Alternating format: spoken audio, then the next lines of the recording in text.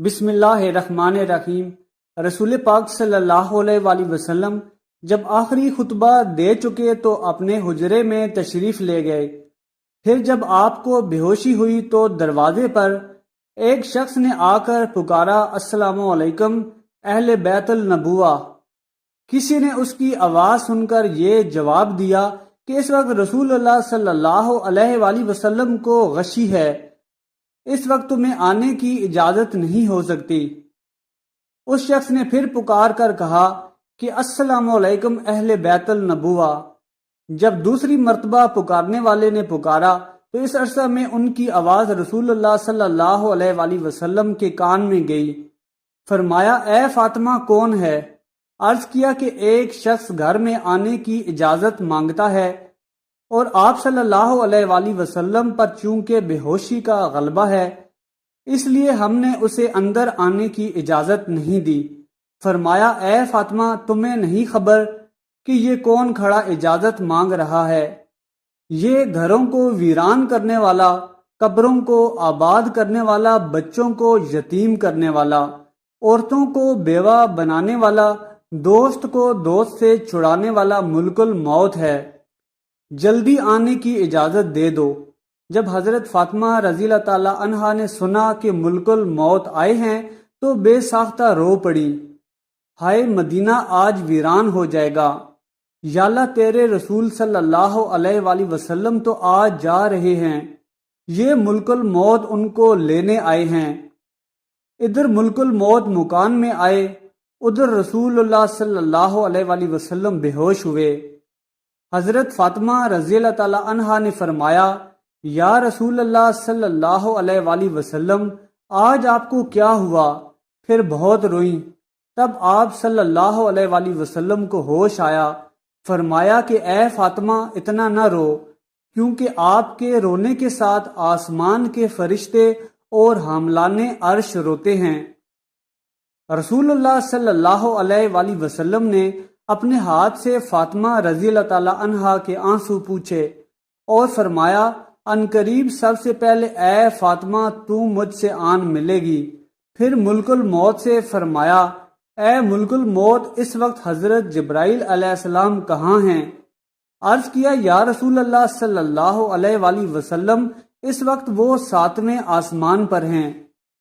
آسمان کے ملائک حضرت جبرائیل کو تعزیت دے رہے ہیں کہ اے جبرائیل علیہ السلام آج تمہاری رسالت ختم ہوئی، آج تمہارا قرآن پہنچانا بھی تمام ہوا۔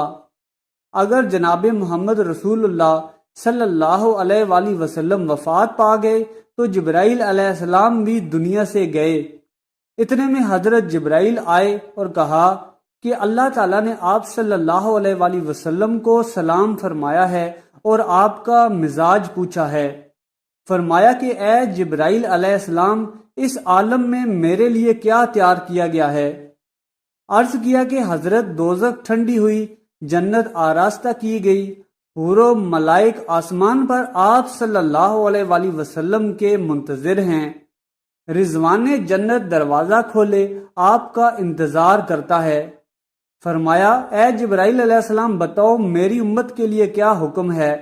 فرمایا کہ جس کے ہونٹوں میں جان رہ جائے گی وہ بھی اگر دل میں توبہ کرے یا توبہ کے لیے ہونٹ ہلائے گا تو بھی 1000 برس کے گناہ معاف ہو جائیں گے، اور جس نے توبہ کی اس کو آپ اپنی شفاعت سے بخشوائیں گے، آپ جس کی شفاعت فرمائیں گے وہ بخشا جائے گا، آپ غم نہ کھائیں۔ اتنے میں ایک اور فرشتے نے حاضر خدمت ہونے کے لیے اذن طلب کیا۔ رسول اللہ صلی اللہ علیہ وآلہ وسلم نے فرمایا کہ جبرائیل علیہ السلام یہ کون ہے؟ عرض کیا کہ یہ حضرت اسماعیل علیہ السلام فرشتہ ہے، آسمان دنیا کا داروغہ ہے، جس دن سے اس نے آپ کو معراج کی شب میں دیکھا ہے آپ کے جمال کا عاشق ہوا ہے۔ آج اسے معلوم ہے کہ رسول اللہ صلی اللہ علیہ وآلہ وسلم وفات پائیں گے۔ اس نے جناب باری میں عرض کیا کہ الہی مجھے ایک مرتبہ اپنے نبی پاک صلی اللہ علیہ وآلہ وسلم کی زیارت ان کی زندگانی میں کرنے کا موقع عنایت فرمائیں۔ یہ فرشتہ رب العزت سے اذن لے کر حضور پاک صلی اللہ علیہ وآلہ وسلم کی زیارت کرنے حاضر ہوا۔ پھر حضرت جبرائیل علیہ السلام نے عرض کیا کہ ملک الموت حاضر ہیں۔ رسول اللہ صلی اللہ علیہ وآلہ وسلم نے فرمایا کہ اے ملک الموت، تم میری زیارت کرنے آئے ہو یا میری جان قبض کرنے؟ ملک الموت نے عرض کیا، مجھے خدائے پاک نے حکم دیا ہے کہ جو کچھ مرضی ہمارے رسول پاک صلی اللہ علیہ وآلہ وسلم کی ہو ویسا ہی کرنا۔ اگر جناب کی مرضی پاؤں تو روح قبض کروں گا، ورنہ زیارت کر کے چلا جاؤں گا۔ اس وقت رسول اللہ صلی اللہ علیہ وآلہ وسلم نے حضرت جبرائیل علیہ السلام کی طرف دیکھا۔ حضرت جبرائیل علیہ السلام نے عرض کیا، یا رسول اللہ صلی اللہ علیہ وآلہ وسلم، خداوند کریم نے آپ کو بلایا ہے اور اب آپ کا دنیا میں رہنا پسند نہیں کرتا۔ یا حضرت، حور و غلمان آپ کی زیارت کے مشتاق اور ملائک آپ صلی اللہ علیہ وآلہ وسلم کے منتظر ہیں۔ رسول اللہ صلی اللہ علیہ وآلہ وسلم کو ثابت ہوا کہ اب اللہ کو یہی منظور ہے کہ دار فنا کو چھوڑوں اور دار بقا کو اختیار کروں۔ فرمایا کہ اچھا، میری ازواج کو سامنے بلاؤ۔ سب بیویاں حاضر ہوئیں۔ فرمایا کہ دیکھو، تم صبر کرنا اور تقوی اختیار کرنا، اپنے گھروں سے باہر نہ نکلنا۔ حضرت ام سلمہ رضی اللہ تعالی عنہا نے عرض کیا کہ یا رسول اللہ صلی اللہ علیہ وآلہ وسلم کا کیا حال ہے؟ فرمایا کہ اب وہ وقت قریب آ گیا ہے کہ تم میری آواز نہ سنو گی اور نہ مجھ کو دیکھو گی۔ اور پھر فرمایا، اے فاطمہ، حسن اور حسین کو بلانے کے لیے کسی کو بھیجو۔ حضرت فاطمہ رضی اللہ تعالی عنہا نے کسی آدمی کو بھیجا اور کہا کہ بہت جلد حسین کو بلا لاؤ، کیونکہ سید المرسلین صلی اللہ علیہ وآلہ وسلم کی وفات کا وقت بہت قریب ہے۔ وہ شخص حضرت حسن اور حسین رضی اللہ تعالی عنہما کو بلانے گیا اور کہا کہ جلدی چلو، تمہیں حضرت محمد صلی اللہ علیہ وآلہ وسلم نے بلایا ہے۔ حضرت حسن رضی اللہ تعالی عنہ نے فرمایا کہ اتنی جلدی کیوں ہے؟ کیا ہمارے نانا جان کا آخری وقت ہے؟ کیا آپ وفات فرمائیں گے؟ گھبرائے ہوئے حاضر ہوئے۔ رسول اللہ صلی اللہ علیہ وآلہ وسلم نے ان کو اپنے پاس بٹھا کر ان کے سروں پر ہاتھ پھیر کر فرمایا کہ میری امت کے ظالم تم پر ظلم کریں گے۔ حضرت فاطمہ رضی اللہ تعالی عنہا نے عرض کیا کہ حضرت، اگر ان پر ظلم ہوگا تو یہ آپ صلی اللہ علیہ وآلہ وسلم کے بعد کس کو کہیں گے؟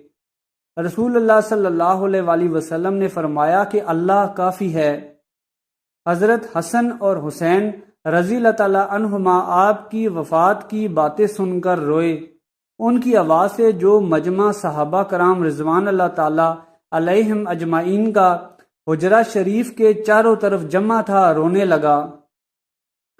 اے جبرائیل علیہ السلام، رسول اللہ صلی اللہ علیہ وآلہ وسلم کے بعد آپ کی امت کا کون رکھوالی ہوگا؟ یہ سن کر آپ صلی اللہ علیہ وآلہ وسلم بھی روئے۔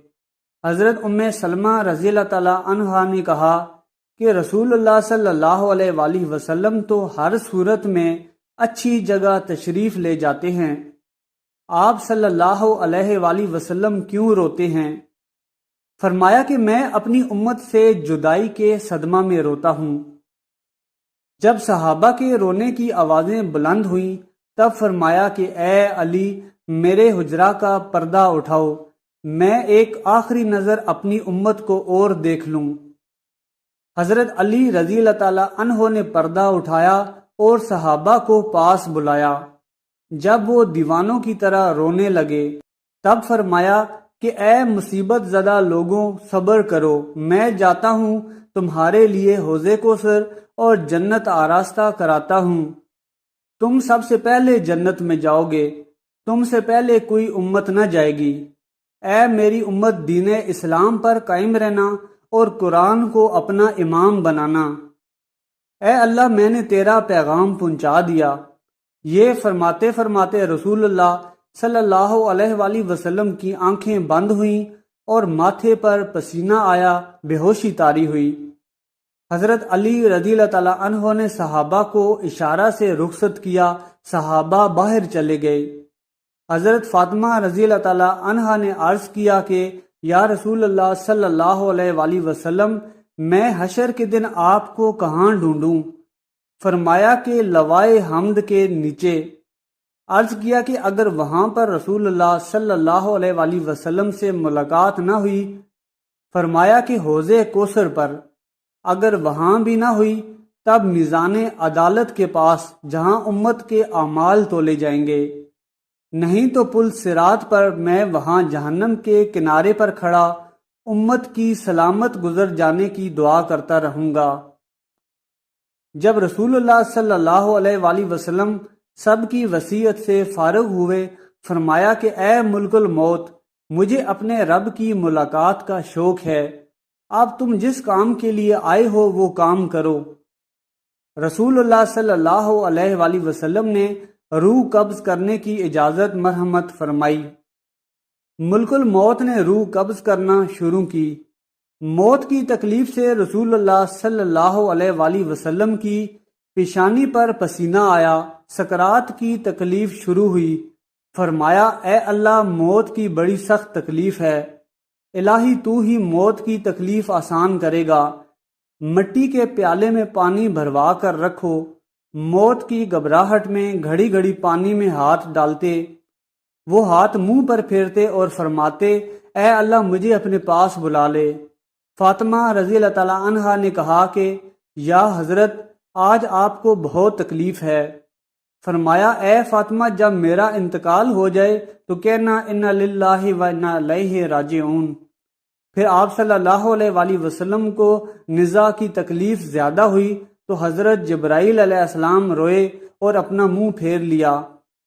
رسول اللہ صلی اللہ علیہ وآلہ وسلم نے فرمایا لوگو دیکھو، نماز کی حفاظت کرنا۔ یہ فرما کر پھر یا رب امتی یا رب امتی کہتے کہتے جان سینے تک سمٹ آئی۔